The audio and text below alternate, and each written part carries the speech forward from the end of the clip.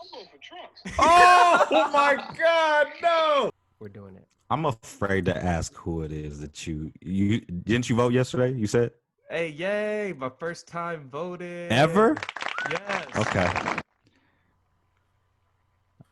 I'll give you that. Give myself a round of applause. So yeah, it I was don't legit. It was cool. I don't want to know who it is that you voted for, but how long did it take you to vote? It took me like the whole process, No, no, or just to well, go waiting once in I was at line the and all poll. that. Yeah, It was under an hour, that's not bad. and I went last minute, so then the line was kind of long. Hmm. Um, I could have went somewhere else, but I'm like, hey, I'm here. There was probably about 30 people ahead of me. There was only one person getting checked in at a time, so then it was kind of understandable. Hmm. But the process was easy. I had to change my address, so that's why I wasn't able to vote early, like I had mentioned before. So I actually had to go in there, show them my new address, had to change like a fill a address form, went back in line, then they gave me my ballot. I went to the little thing and with my little pencil, picked my ballot, my people, and then printed out, got my sticker, sent it to you guys so you knew it was real, and then that was it. Okay, so you talked about the whole address thing. I need you on Tuesday to, I'm not gonna say who, but go help someone close to you make sure that everything is legit and legal so they can cast their ballot. And I also need you to make sure that they vote for the right person, not just for president, but for Senate and all that stuff too. Can you promise me that? Yes. All right, thank you. I mentioned to you guys earlier. I wish I was a little more informed when it comes to the Senate and all the other people, because I thought it was just gonna, either your presidents and that was it. I Nah. wish I was a little more educated, but since it was my first time, now I know. So in the future, I'll be more educated, Yeah, you got hopefully. general elections and stuff like that every 2 years as well. So, get informed because there's a lot of trash ass senators and other politicians that are out there that are lifers, 20, 30 years in there and they haven't done a damn thing. So we need to get them up out of here too. Not For just sure. not just old boy. For sure. Yeah, Carla and I, well, my wife, she was she did a lot of the pre-work and legwork. So we, like 2 weeks ago, we started filling it out, and then each proposition we would Google, we would watch YouTube videos, and really know what we were voting for because we wanted to be responsible. And at the same time, we had Emma, which is our daughter, there with us, so she knew exactly what we were doing. So That's she sat beautiful. with us with the debates. So one of the things I was sharing with Blevins on a phone call earlier is that like things could be okay right now. Things will be all right. Life is what it is, right? But what our decisions and that we make now affect us 10, 20, years from now, and potentially like even us in the older age, it could come back and hurt us, right? And then for us to have kids, like the decisions that we make now would affect them, whether what school they're going to go to, what jobs they're going to go have, the pay that they're going to have, the housing, a medical, like so many things affect 10, 20, because a lot of these politicians want to make laws that go in effect 5 to 10 years from now. And it might be all gravy right now, but if we don't get informed right now, it's not going to be gravy, 10 years from now. So I think it's just important for us to do our part. And I'm not the most savvy at all this stuff. I'm going to be the first one to say I don't really know too much about it, but I did put in the effort to at least get myself informed as much as I could. Yeah, for me, like I'm not the most super duper political informed of what's all going on either. It's just this the last 4 years, and for sure this year, it's been so much just excuse my language, but shit that's going on to where I need to know what the basics of this and that are, right? Your basic rights, your basic freedoms, your basic what's going on, so we can change and hold people accountable. These politicians, we don't work for them; they work for us.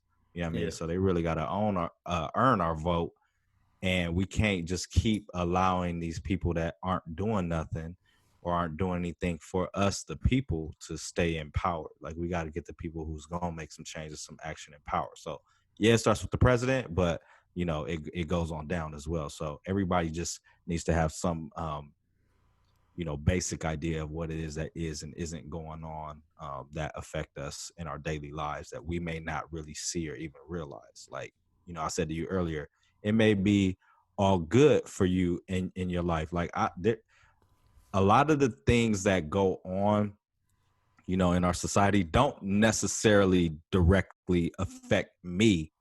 Like it may somebody who is less fortunate than I am in terms of career-wise, finances, et cetera, right? But empathy is what it comes down to. You know what I'm saying? Like, I don't want myself to be successful at the expense of the next man. You know what I mean?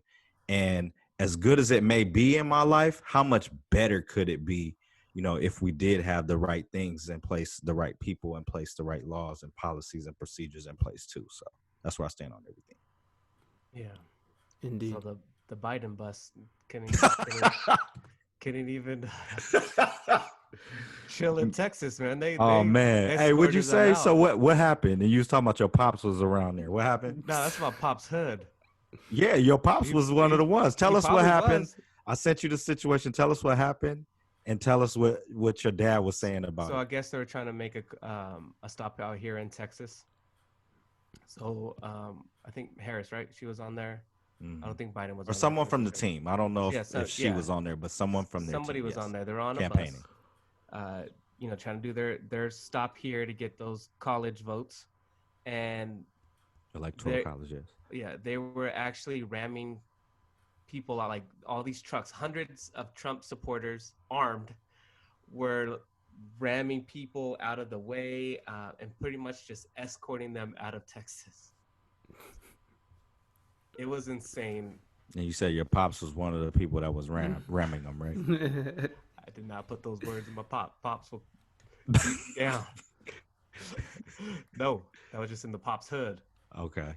So you don't know for sure whether or not he was one of the people that was trying to get them out of there. You want me to call him? Call him, yeah. He answered. You got to come back to it. You got the music going in the background? I got you on my podcast right now. Can you hear me? Yeah. I got you on my podcast, and we just want to know, were you in one of those trucks, the trucks, trying to get that Biden bus out of New Braunfels? Put him up to the mic. Were you out there in your truck? Did you see the news? No. Oh, then you don't know. Nah, see, hey, he's trying not to incriminate himself. Huh? I'm going for Trump. Oh my God, no! Hey, you gotta hang up, man. Next caller. I got a Trump mask and Trump hat. I wear that shit to work. They be all pissed off.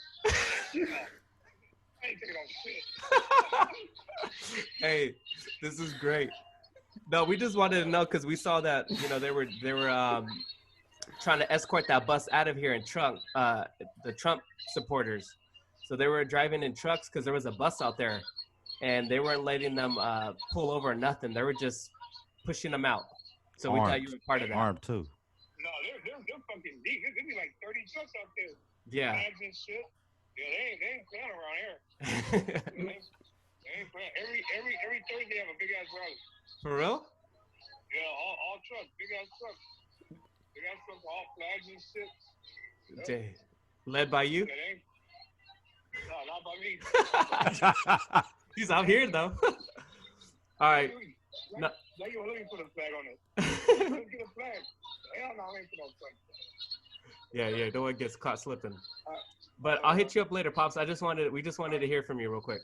All right. How you guys? All right. They said bye. All right, bye.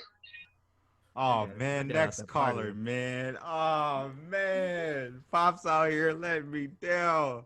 Yeah. Hey, is it true what they say? What?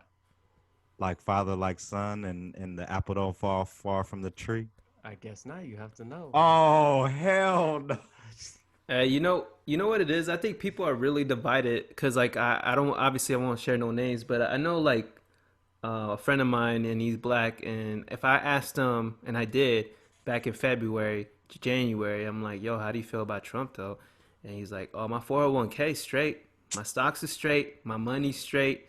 And so then I asked him again in May. I was like, hey, you still feel the same way? nah, man, I gotta switch up. Like he ain't doing right. So I think what it is for not a lot, everybody, but for some people, it's like they're good. Their financial situation is good. Their money's straight. You know, things are good for them, but at what cost? You know what I mean? At what cost is that? Is that okay for how long? And I think that's where some people are like divided in the middle with over him, and then continuing the next 4 years. Because I feel like some people might feel like, yo, he's not the right one for us, but at the same time, like he's already in there. Like let him finish. Let me continue to get to stack this money, but at what cost? Though is my question. Yeah, obviously being new to this, new to politics, because obviously what's going on. I was kind of talking to my wife about it, and I wanted to bring it up to the pod, but I didn't want to seem insensitive about it.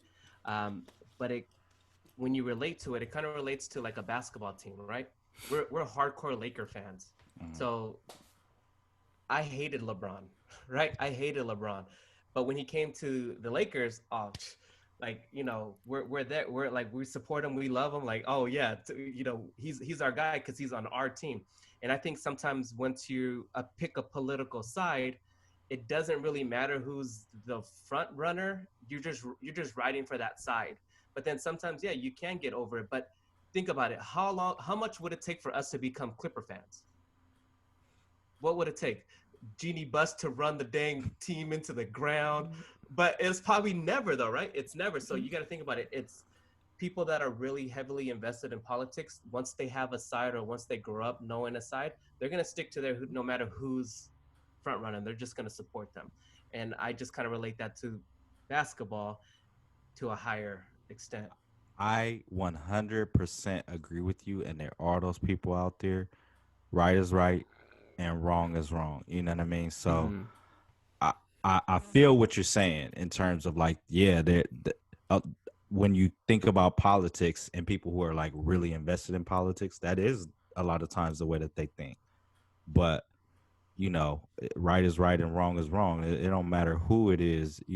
Even if that's your political affiliation, like, you know what I mean? Like, True. it's not benefiting anyone but you. Unless you're in that position. So, but anyway, we can go on and on about that. I'll share one last story because it goes into like empathy, I guess, for other people. Kind of like what you're saying, Blevins. So I was in a certain place. I don't want to say no names or anything like that because I don't want to give people's identity. Man, you always not saying names. I just don't want to put people out there like that. But okay. I was in an establishment a couple of weeks ago, and the whole conversation. Do it again. I don't want to say people's names. And then I was in establishment like a couple weeks ago, and then a whole election conversation came up, and obviously Trump, Biden, right? And I was bullied, and I'm talking about like 10 dudes, and I'm the only one that was there speaking up against Trump, and everybody was for Trump, pro-Trump, and I'm talking about minorities. Like these are minority people, and I respected everything that they were saying, but they were coming at me hard. And I just said, you know what? I respect what you guys think. I respect everything you guys are talking about. But at the same time, you guys are not going to sway my decision. My opinion is my opinion, and that's what it is. And I left there, and it was tension. There was so much tension. So I go back, and the one person that I went back. Yeah, I went back. And then the one person that I know there, like I know him, him and I had a conversation like a one-on-one, and then he was telling me like, yo, I wasn't really vibing with what they were saying the other time, and I really don't like Trump. So I was riding back home, and I was like, man, people just follow along. They just go with what the crowd says, and it's easier to just kind of put things aside, conform, yeah, and not battle and not confront and not really take on like the real issues that are going on, and just say like, man, my vote don't matter. Man, Trump's just gonna win anyways. Man, Biden ain't got no shot. It's easier just to say that, and it's harder to actually speak up. Because when I went back, I'm not gonna lie, like I had tension. Did you have a strap with you? I didn't. And even my wife called me, like she called me. She's like, "You okay? Are you good? Did you make it out?" And I was like, "Yeah, no problem." But it's just that's kind of the world we live in. And then if it's easier not to speak up, neither, because I was kind of put in this place, was like, damn, like I shouldn't have spoke up. The same thing happened to me in June with the whole BLM movement.